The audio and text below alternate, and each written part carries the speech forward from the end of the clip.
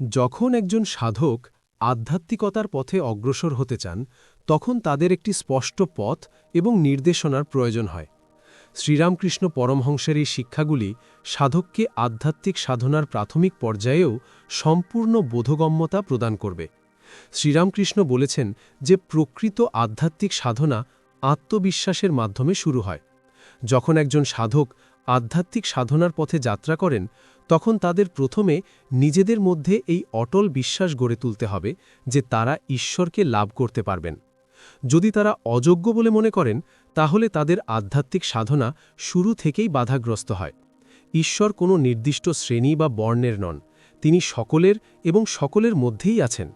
মানব রূপ এই আধ্যাত্মিক সাধনার জন্য ঐশ্বরিকভাবে প্রদত্ত সুযোগ এবং এটি হাতছাড়া করা উচিত নয়। শ্রীরামকৃষ্ণ বলেছেন যে ঈশ্বরকে লাভের আকাঙ্ক্ষাই সবচেয়ে বড় উপায়। যখন মনে দৃঢ় সংকল্প থাকে তখন পরিস্থিতি স্বয়ংক্রিয়ভাবে অনুকূল হয়ে ওঠে। মনকে অন্তরে ফিরিয়ে আনা প্রথম পদক্ষেপ। ঠিক যেমন প্রদীপের শিখা বাতাস ছাড়াই শান্ত থাকে, তেমনি সাধকের মনও অটল থাকতে হবে। প্রাথমিকভাবে মন বারবার ঘুরে বেড়াবে, কিন্তু অনুশীলনের মাধ্যমে এটি ফিরিয়ে আনতে হবে। এই যাত্রায় ধৈর্য, বিশ্বাস এবং ধারাবাহিকতা অপরিহার্য। আত্মবিশ্বাস হল আধ্যাত্মিক সাধনার প্রাণ, এবং তাছাড়া আধ্যাত্মিক সাধনা কেবল কল্পনাই থেকে যায়। অতএব নিজেকে ভালোবাসার সাথে গ্রহণ করুন এবং ঈশ্বর আপনার আত্মার মধ্যে আছেন এই সত্যকে অন্তরে ধারণ করুন। শ্রীরামকৃষ্ণ বলেছেন যে গুরু ছাড়া আধ্যাত্মিক সাধনা দিশাহীন। একজন সাধক যতই শিক্ষিত বা উৎসাহী হন না কেন, গুরু ছাড়া তার আধ্যাত্মিক সাধনা দিক নির্দেশনা এবং গভীরতা হারায়। একজন গুরু হলেন আধ্যাত্মিক সাধনার জঙ্গলে আলোর মতো, যিনি পথ দেখান এবং রক্ষা করেন। শ্রীরামকৃষ্ণ বলতেন, গুরু ছাড়া আধ্যাত্মিক সাধনা হাল ছাড়া নৌকার মতো। একজন প্রকৃত গুরু কেবল শাস্ত্র থেকে কথা বলেন না, বরং আপনার ভেতরে সুপ্ত চেতনাকে জাগ্রত করেন। তিনি আপনার ভেতরে লুকিয়ে থাকা ঐশ্বরিক রূপ উপলব্ধি করতে সাহায্য করেন। একজন গুরুর সাথে দেখা তখনই সম্ভব যখন সাধক তাকে সত্য হৃদয়ে অন্বেষণ করেন।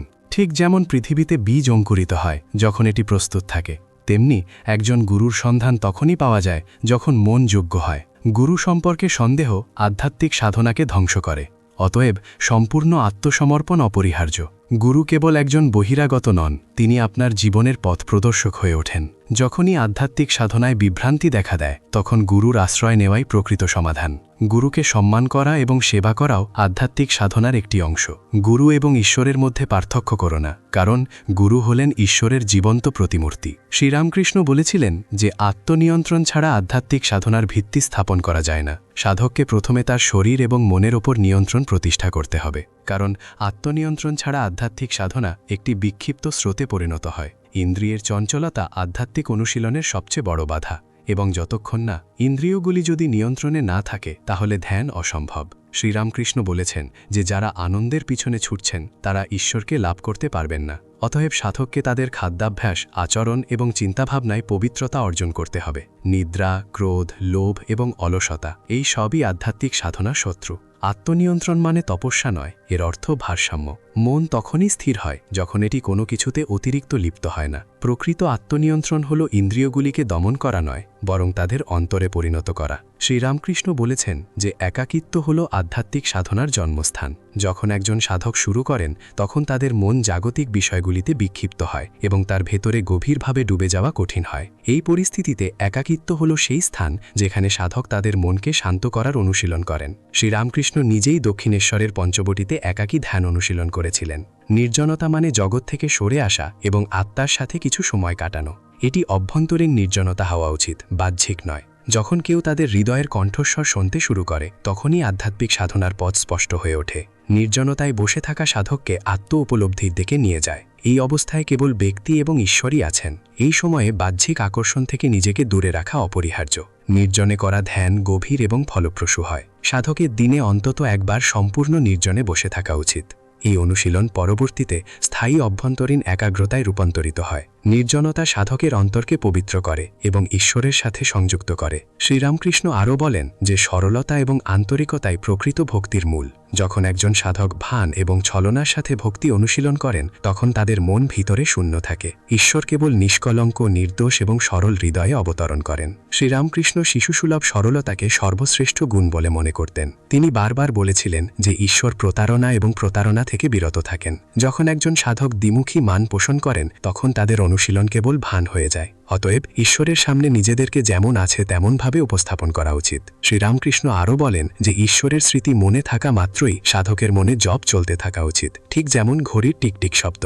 জপ কোনো যান্ত্রিক কাজ নয়, বরং হৃদয় থেকে একটি প্রেমময় প্রার্থনা। যখন নাম বারবার উচ্চারণ করা হয় তখন নামের মধ্যে লুকিয়ে থাকা শক্তি মনকে পবিত্র করে। প্রতিবার আমরা যখন নাম জপ করি তখন ঈশ্বরের উপস্থিতি আমাদের মনে গভীরভাবে বিরাজ করে। প্রাথমিকভাবে মন বিচরণ করে, কিন্তু অনুশীলনের সাথে সাথে এটি স্থির হতে শুরু করে। জপ অনুভূতির সাথে থাকা উচিত। প্রেম, আত্মসমর্পণ এবং প্রার্থনা যখন কোনো নিয়মের দ্বারা আবদ্ধ থাকে না তখন শ্বাস প্রশ্বাসের মতো অবিরাম হওয়া উচিত। সারা দিন যে কোনো কাজ করার সময় নামটি ভিতরে অনুরণিত হতে থাকবে। ধীরে ধীরে এই নামটি স্থায়ী হয়ে উঠবে। একে অজপা জপ বলা হয়। যখন নামটি ভিতরে অনুরণিত হয় তখন প্রেম সমস্ত আবেগকে প্রতিস্থাপন করে। নাম কেবল একটি শব্দ নয়, এটি ঈশ্বরের জীবন্ত শক্তি। সাধকের চেতনা পরিশুদ্ধ হওয়ার সাথে সাথে আত্মা ঈশ্বরের নিকটবর্তী হয়। এটি সবচেয়ে সহজ, সবচেয়ে সহজলভ্য এবং সবচেয়ে কার্যকর উপায়। শ্রীরামকৃষ্ণ আরও বলেছেন যে মনকে নিয়ন্ত্রণে আনাই একজন প্রকৃত সাধক হওয়ার মূল চাবিকাঠি। মনই সবকিছু, এটি বন্ধন এবং মুক্তি উভয়। মন যদি পৃথিবীতে জড়িয়ে থাকে তবে তা নরকে পরিণত হয় এবং যখন মন ঈশ্বরে মগ্ন থাকে তখন স্বর্গ থাকে। আধ্যাত্মিক সাধনার মূল উদ্দেশ্য হল মনকে বিক্ষেপ থেকে দূরে সরিয়ে ঈশ্বরে স্থির করা। তবে এই কাজটি সহজ নয়। এটি কেবল নিরন্তর অনুশীলন এবং সচেতনতার মাধ্যমেই সম্ভব। হঠাৎ মনকে থামানো কঠিন, অতএব এটিকে ধীরে ধীরে ঈশ্বরের দিকে পরিচালিত করতে হবে। প্রাথমিকভাবে পরমেশ্বর ভগবানের নাম, রূপ এবং লীলা স্মরণ করা মনকে নিয়ন্ত্রণ করার জন্য অপরিহার্য এবং সহায়ক। যখন মন বারবার বিচরণ করে তখন সাধককে ধৈর্যের সাথে এটি ফিরিয়ে আনতে হবে। এই পুনরাবৃত্তিমূলক অনুশীলন পরবর্তীতে স্থায়ী একাগ্রতায় রূপান্তরিত হয়। রামকৃষ্ণ বলেছেন যে সৎসঙ্গ আত্মার জন্য অমৃত। ঠিক যেমন একটি উদ্ভিদের সূর্যালোকের প্রয়োজন, তেমনি একজন সাধকের সৎসঙ্গের প্রয়োজন। কেবলমাত্র মহৎ ব্যক্তিদের সঙ্গই আধ্যাত্মিক সাধনাকে রক্ষা করে। যখন একজন সাধক প্রকৃত ভক্তদের মধ্যে থাকেন তখন তার মন স্বয়ংক্রিয়ভাবে ঈশ্বরের দিকে আকৃষ্ট হয়। ঠিক যেমন সূর্যের আলোয় কালো কাপড় পরিষ্কার করা হয়, তেমনি সৎসঙ্গ মনকে পবিত্র করে। সৎসঙ্গের প্রভাব মন এবং চিন্তাভাবনাকে নীরবে প্রভাবিত করে।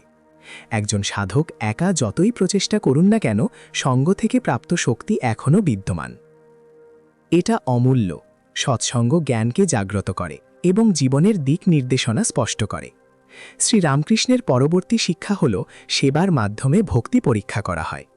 ঈশ্বরের সেবা করার সবচেয়ে সঠিক উপায় হল জীবের সেবা করা।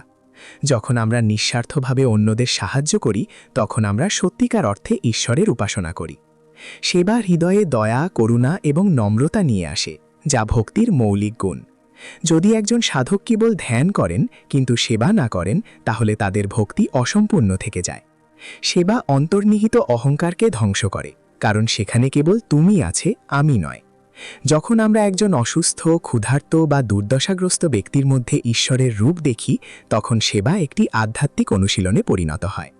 শ্রীরামকৃষ্ণ আরও বলেন যে ভক্তির জন্য শৃঙ্খলা প্রয়োজন, কিন্তু প্রেম সর্বোপরি হওয়া উচিত। এটা সত্য যে আধ্যাত্মিক অনুশীলনে শৃঙ্খলা অনুসরণ করা অপরিহার্য, কিন্তু যদি শৃঙ্খলা হৃদয়ের চেয়ে বড় হয়ে যায় তাহলে ভক্তি কেবল যান্ত্রিক হয়ে ওঠে। মনে রাখবেন, প্রেমই প্রকৃত আধ্যাত্মিক অনুশীলন। যদি একজন ব্যক্তি সময়মতো পূজা করে কিন্তু ভক্তির অভাব থাকে তাহলে সে কেবল আনুষ্ঠানিকতা অনুসরণ করছে।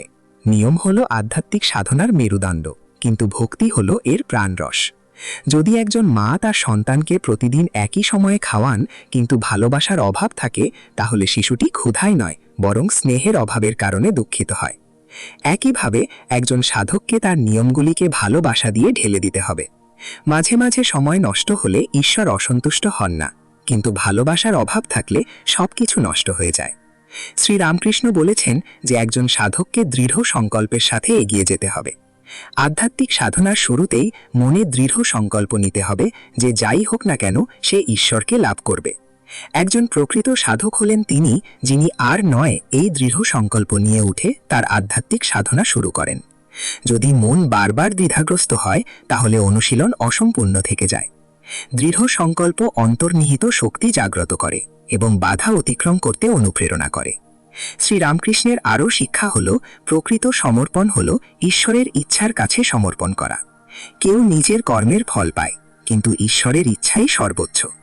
যখন একজন সাধক সমর্পণ করেন তখন তারা প্রতিটি পরিস্থিতিতে ঈশ্বরের হাত দেখতে শুরু করেন।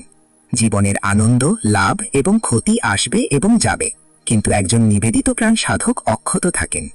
তারা জানেন যে যা কিছু ঘটে তা তাদের নিজেদের ভালোর জন্যই। আত্মসমর্পণের অর্থ হল নিজের অহংকারকে সম্পূর্ণরূপে ত্যাগ করা। আমি এটা করছি এই অনুভূতি অদৃশ্য হয়ে যায়, তবেই ঈশ্বর নিজেই কাজ করেন।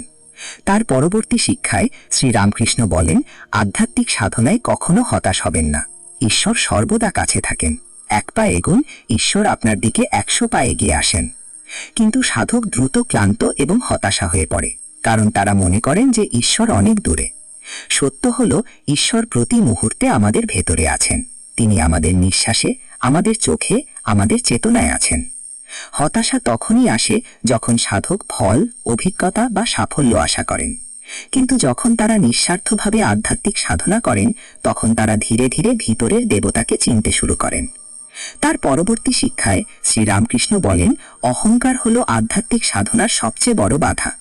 অহংকার হল সেই পর্দা যা ঈশ্বরের আলোকে আড়াল করে দেয়। একজন সাধক যতই ধ্যান করুক না কেন, যদি তার মনে এই অনুভূতি জাগে যে আমিই একমাত্র ধ্যান করছি, তাহলে তা বৃথা। অহংকার সাধককে বিভ্রান্ত করে, তাদের মনে করিয়ে দেয় যে তারা একজন মহান পণ্ডিত বা ভক্ত হয়ে উঠেছে। কিন্তু যেমন ছায়া জলকে দূষিত করে না, তেমনি আপনার অহংকার ঈশ্বরকে প্রভাবিত করে না। নিজের মনই অপবিত্র হয়ে ওঠে। অতএব একজন সাধককে প্রতি মুহূর্তে সতর্ক থাকতে হবে যাতে তার অহংকার মাথা না তোলে। সাধক যত বড় হবে তত বেশি বিনয়ী হবে। শ্রীরামকৃষ্ণ আরও বলেছেন যে একজন সাধককে তার আচরণে পবিত্রতা আনতে হবে। যেমন একটি মন্দির পরিষ্কার রাখতে হয়, তেমনি শরীর ও মনও পরিষ্কার রাখতে হবে। একজন সাধকের জীবন নিজেই তার মন্দির। যদি তার আচরণে ছলনা, প্রতারণা, কাম বা অলসতা থাকে, তাহলে সাধনা কখনো সফল হতে পারে না। ঈশ্বর কেবল পবিত্র হৃদয়েই বাস করেন। অতএব সাধকের জন্য সর্বদা তার আচরণ, কথা এবং চিন্তাভাবনা পর্যবেক্ষণ করা অপরিহার্য। আমি কি কাউকে কষ্ট দিচ্ছি? আমি কি মিথ্যা বলছি? আমার ভেতরে কি স্বার্থপরতা আছে? এই ধরনের আত্মদর্শন সাধককে ভেতর থেকে পবিত্র করে। তার পরবর্তী শিক্ষায় শ্রীরামকৃষ্ণ বলেছেন যে নিয়মিততাই জীবনে আধ্যাত্মিক অনুশীলন প্রতিষ্ঠা করে। দেখুন, একজন সাধকের মন চঞ্চল, আর যদি আধ্যাত্মিক অনুশীলন অনিয়মিত হয় তাহলে মন আরও বেশি বিচরণ করে। প্রতিদিন একই সময়ে ঈশ্বরকে স্মরণ করুন, ঠিক যেমন প্রতিদিন নিয়মিত সূর্যোদয় হয়। নিয়মিত অনুশীলনের ফলে ভেতরে একটা ছন্দ তৈরি হয়, একটা অভ্যন্তরীণ শৃঙ্খলার জন্ম হয়।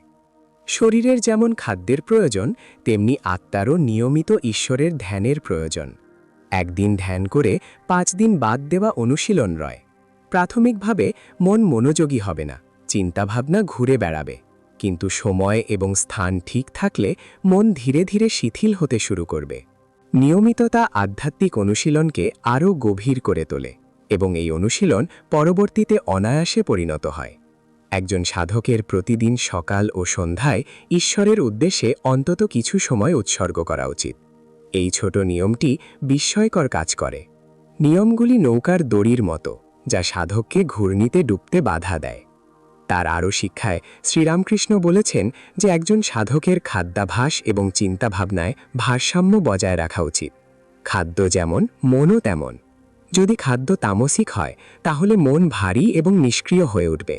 একজন সাধকের সাত্ত্বিক, সরল এবং সুষম খাদ্য গ্রহণ করা উচিত, যা শরীরকে হালকা এবং মনকে শান্ত রাখে। ক্ষুধার চেয়ে বেশি খাওয়া বা স্বাদের কুড়ি অনুসরণ করা আধ্যাত্মিক অনুশীলনকে বাধাগ্রস্ত করে। একইভাবে মনের চিন্তাভাবনা জীবনকে গঠন করে। অতএব আপনি যেমন খাচ্ছেন তেমন চিন্তা করুন এবং আপনি যেমন হয়ে উঠছেন তেমন হয়ে উঠুন। একজন সাধকের উচিত রাগ, কাম এবং লোভের মতো চিন্তাভাবনা এড়িয়ে চলা এবং প্রেম, করুণা, শান্তি ও ভক্তির মতো আবেগকে লালন করা। শ্রীরামকৃষ্ণ বলেছেন যে নীরবতা একজন সাধকের অভ্রান্ত অস্ত্র। অতিরিক্ত কথা বলা মনকে বাইরের দিকে ঘুরিয়ে দেয়, অন্যদিকে নীরবতা তাকে আবার ভিতরের দিকে ফিরিয়ে আনে। একজন সাধকের উচিত তাদের কথা নিয়ন্ত্রণ করা এবং অত্যন্ত প্রয়োজন ছাড়া কথা বলা থেকে বিরত থাকা। যখন একজন সাধক নীরবতার মধ্যে প্রবেশ করেন, তখন তারা তাদের চেতনাকে শব্দের স্তর থেকে মুক্ত করেন।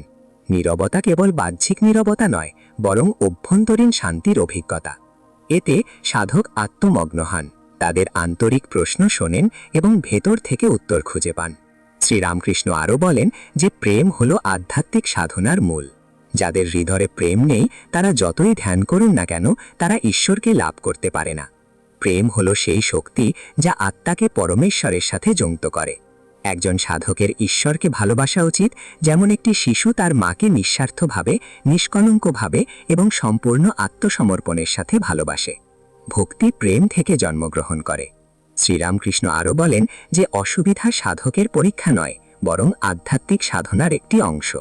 একজন প্রকৃত সাধককে জগৎ দ্বারা নয়, বরং স্বয়ং ঈশ্বর দ্বারা পরীক্ষা করা হয়। আধ্যাত্মিক সাধনার পথে বাধা আসবে, মন ক্লান্ত হয়ে পড়বে এবং পরিস্থিতি কখনো কখনো বাধা হয়ে দাঁড়াবে, কিন্তু এগুলো থেকে ভয় পাওয়া উচিত নয়। যেমন তরবারি ধারালো করার জন্য ধারালো করা হয়, তেমনি একজন সাধকেরও পরীক্ষা করা হয়।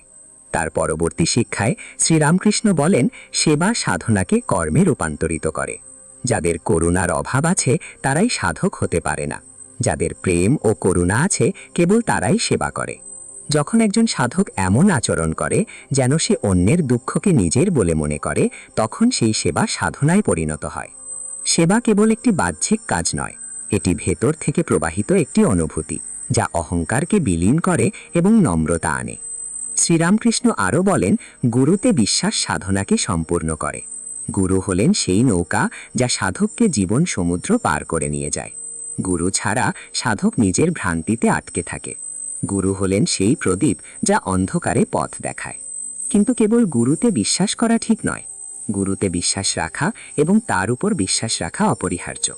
ঠিক যেমন একটি বীজ মাটিতে অঙ্কুরিত হয় কেবল তখনই যখন তাকে জল দেওয়া হয়, একইভাবে গুরুর কৃপা কেবল তখনই ফলপ্রসূ হয় যখন সাধক এটি পূর্ণ বিশ্বাসের সাথে সংযুক্ত। পরবর্তী শিক্ষায় শ্রীরামকৃষ্ণ বলেছেন যে সাধকের সর্বদা ঈশ্বরের নাম জপ করা উচিত। দেখুন, নামই শুরুতে সবকিছু। রাম নামের মধ্যেই লুকিয়ে আছেন। নাম জপ করা এমন একটি উপায় যা সর্বদা এবং সকল পরিস্থিতিতে সম্ভব।